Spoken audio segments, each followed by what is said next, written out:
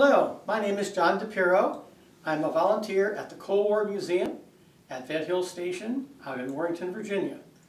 And I'd like to give you today a U-2 tidbit.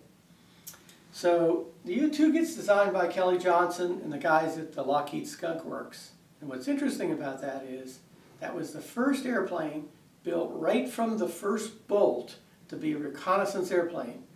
Most of the airplanes that flew reconnaissance up until that time were old technologies, or they were airplanes designed for other uses and they added some cameras on.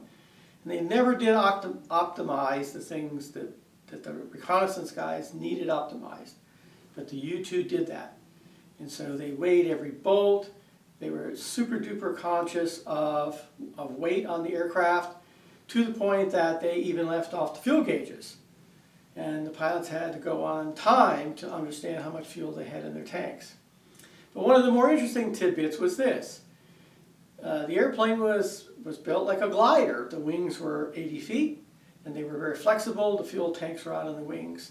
And they discovered early on that the wings indeed would drag on the ground. And this is not a good idea because it's impeding the movement of the airplane. So they came up with a cool idea. And what they did is they created the Pogostick outrigger.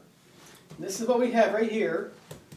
And so what they did is they had a cone-shaped depression in the wing, and this cone-shaped thing slid into it, and they would hold the wings up so that the airplane could get moving down the runway, and then when the airplane lifted off, these things would fall off, and the ground crew would go out and pick them up, and they avoided carrying all this weight on the aircraft on its mission.